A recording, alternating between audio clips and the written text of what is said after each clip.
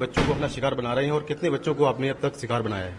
Sir 2008 से मैं ये दुर्घटना कर रहा हूँ और मैंने 14-15 बच्चों के साथ ये दुर्घटना करी है। अच्छा। दारू पी के मैं उनके साथ करता था सर। अच्छा, कहाँ कहाँ करी, कौन कौन शहरों में? सर मैंने यहाँ पे कराला में, मजरी में, आनंदपुर धाम में, कंजावला में, गेवरा मोड़ के पास। अच्छा। और वो एक वहशी दरिंदा है। वो बच्चों की लाश के साथ रेप करता था। वो कम से कम 20 से 30 बच्चों को अपना शिकार बना चुका है।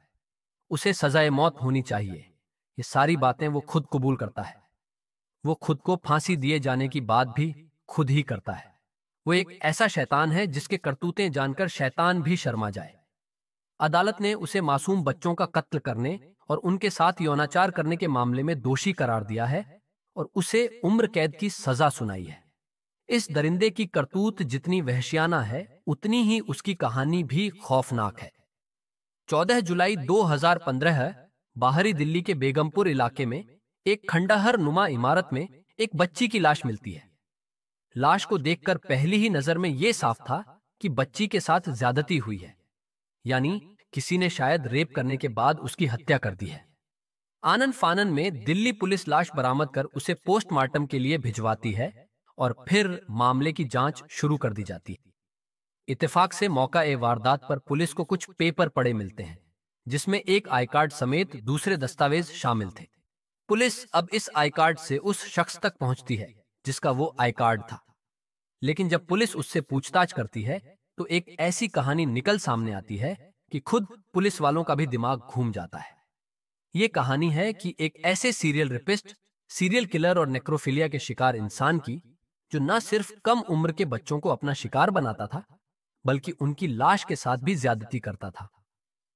14 जुलाई 2015 को इस नौजवान को जब दिल्ली पुलिस ने पहली बार गिरफ्तार किया, तब खुद पुलिस भी नहीं सोचा था कि इस वारदात के पीछे इतनी भयानक कहानी छुपी होगी।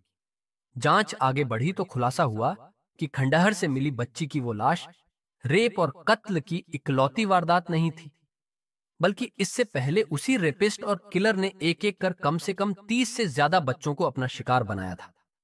लेकिन अब पूरे 9 साल बाद, यानी 25 मई 2023 को अदालत ने बच्चों के इस गुनहगार को उसके किए की सजा सुना दी। उसे ताउम्र कैद ए बामुशक्कत की सजा हुई है।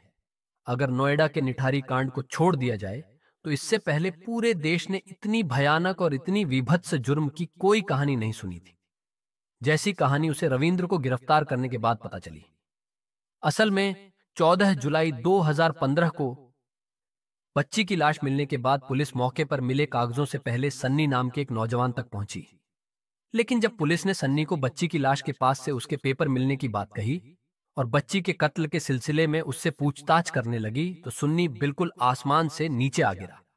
उसे ऐसी किसी बच्ची की मौत का पता ही नहीं था। ऐसे में सवाल यह था कि आखिर उसका आई कार्ड और दूसरे पेपर आखिर मौका ए वारदात पर कैसे मिले। तो जब पुलिस ने इस मुताल्लिक उससे और सवाल जवाब किए तो असली कहानी सामने आ गई।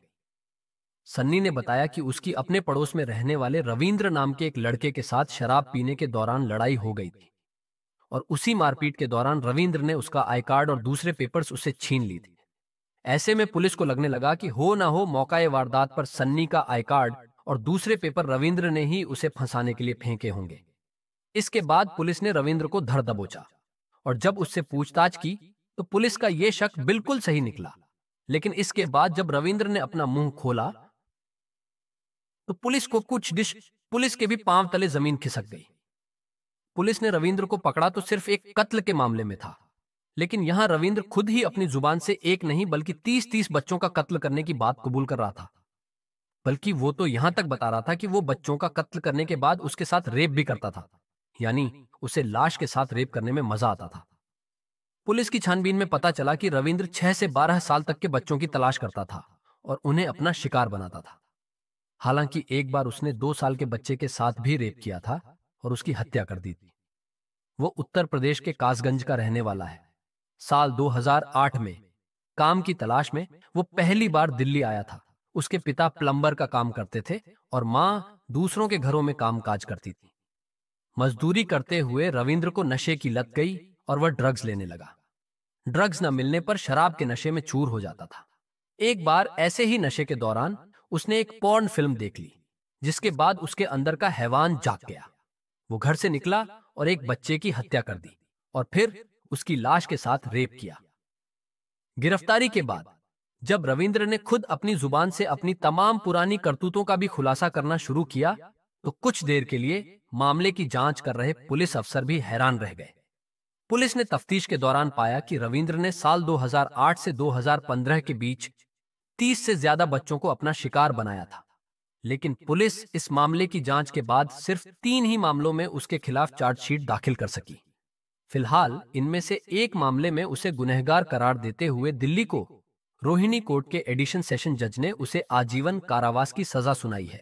हालांकि दिल्ली पुलिस ने इस मामले में अदालत से रविंद्र को फांसी की सजा देने की मांग की थी, लेकिन कोर्ट ने कहा कि किसी भी मुजरिम को फांसी की सजा देने की पहली शर्त यह है कि उसका गुनाह तमाम शक से परे हो, लेकिन इस मामले में ऐसा नहीं है।